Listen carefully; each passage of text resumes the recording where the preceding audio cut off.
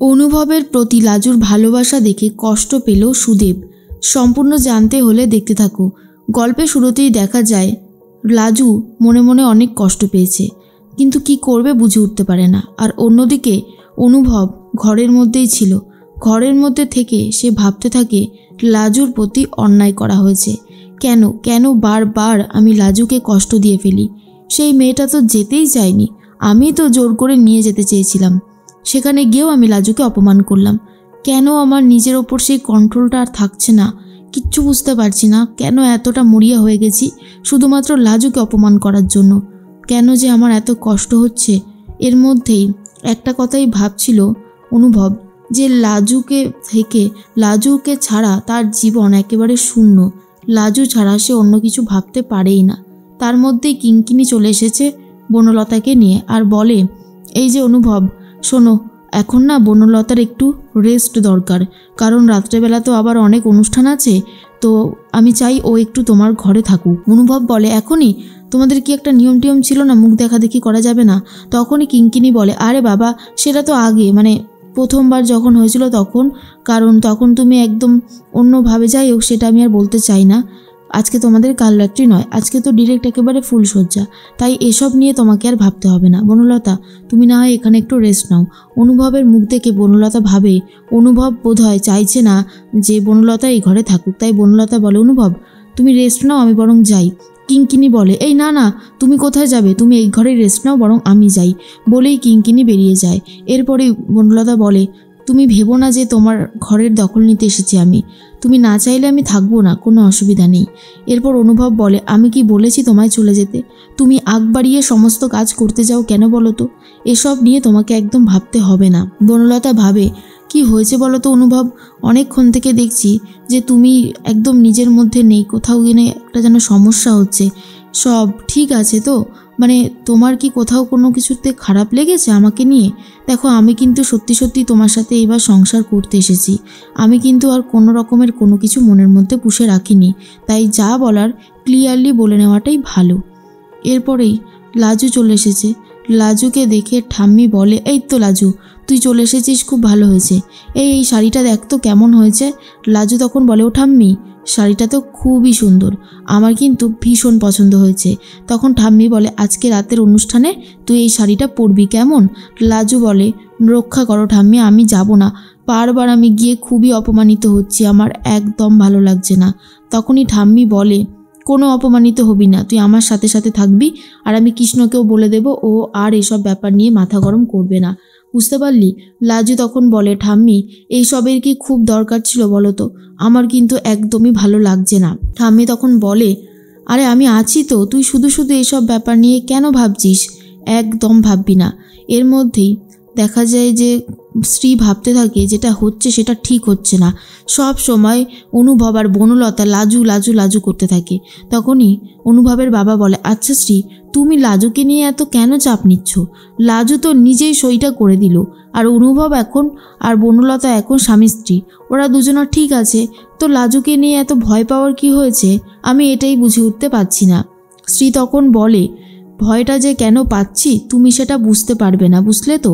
আমি না অনেক কিছুই দেখতে পাচ্ছি, মায়ের মন তো অনেক কিছুই আগে থেকে বুঝতে পেরে যায়। তাই জন্যই তো বলছি যে যা যা হচ্ছে সেটা একদমই ঠিক হচ্ছে না। সব কিছু ভালোই ভালোই মিটে গেলেই ভালো হয়। লাজুটাকে এই বাড়ি থেকে বার করে যবে থেকে দেব তবে থেকে আমি একটু শান্তি পাবো, তার আগে নয়। এর মধ্যেই কিঙ্কিনি কথা বলছিল দাদাভাইয়ের সাথে, তার মধ্যে অনুভব চলে এসেছে। এরপর দাদাভাই বলে, কী রে অনুভব তুই আবার চলে আসলি কেন বাইরে? কি যে করিস না তুই, পারিসও বটে। অনুভব তখন বলে, কি করব আমি? কিঙ্কিনি বলে, এই অনুভব আমি তো তোমাদের রীতিমতো ফুলসজ্জা করে দেওয়ার ব্যবস্থা করে দিয়ে আসলাম, আর তোমার সেটা পছন্দ হলো না? অনুভব বলে, প্লিজ বৌদি ভাই আমার এসব শুনতে একদমই ভালো লাগছে না, আমার মনটা খুব ব্যাকুল হয়ে উঠেছে।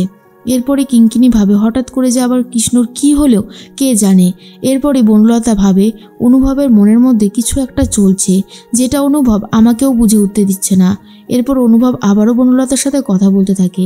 বনলতা বলে, আজকের অনুষ্ঠানে তো আমি সুদেবকেও আসতে বলেছি, সুদেব আসবে, লাজু খুব খুশি হবে, লাজু সুদেবের জন্য খুব ভালো করে সাজবে, আমি লাজুকে বলে দিয়েছি।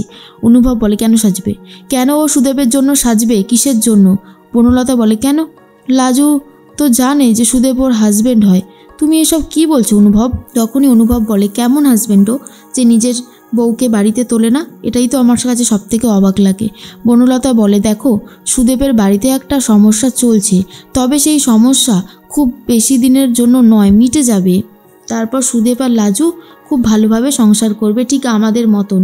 তুমি দেখতে থাকো, সব কিছু চেঞ্জ হতে আর বেশি সময় নেই। লাজু খুব ভালো মেয়ে, ওকে সবাই মেনে নেবে। এটা ঠিকই, সুদেবের বাড়ির লোকজন একটু কড়া, কিন্তু আমি তো তাদের সাথে থেকেছি, আমি খুব ভালো মতন জানি তাদের একটা খুব ভালো মন আছে। এই মন দিয়েই ওরা লাজুকে ঠিক মানিয়ে নিতে পারবে। কিন্তু অনুভব চায় না যে লাজু কোথাও যাক। এরপর কিঙ্কিনিকে ডেকে ঠাম্মি বলে, এই যে গয়নাগুলো, কোন গয়নাটা বনলতাকে দিই বলো তো? কিঙ্কিনি বলো, ঠাম্মি সব গয়নাগুলোই তো খুবই সুন্দর লাগছে, তোমার যেটা ইচ্ছে তুমি দাও না। আর আমাদের বনলতাকে দেখতে তো খুবই সুন্দর, ওর ঠিক কোনো না কোনো গয়না পছন্দ হয়েই যাবে। তখন ঠাম্মি বলে, ঠিক আছে, তাহলে এটা তুই বনলতাকে দিস, আর এই গয়নাটা তো নিজের জন্য। কিঙ্কিনি বলে, আবার আমার জন্য কেন? ঠাম্মি তখন বলে, কেন নিবি না? দেখ, তুইও তো আমার নাত বউ, তাই না? আমার সমস্ত জিনিস তো তোদেরই। এরপর আমি যতদিন বেঁচে থাকি আমার চোখের সামনে তোরা এইসব পড়বি আর ঘুরে ঘুরে বেড়াবি, তবেই তো আমার ভালো লাগবে। আর কদিনই বা বাঁচবো বল? কিঙ্কিনি বলে, একদম এ সমস্ত কথা বলবে না তুমি, তুমি আমাদের কাছে অনেক বছর থাকবে, বুঝলে? এরপরেই অনুভব এসে ঠাম্মির কাছে বসে, আর অনুভবকে ঠাম্মি বলে, কি হয়েছে?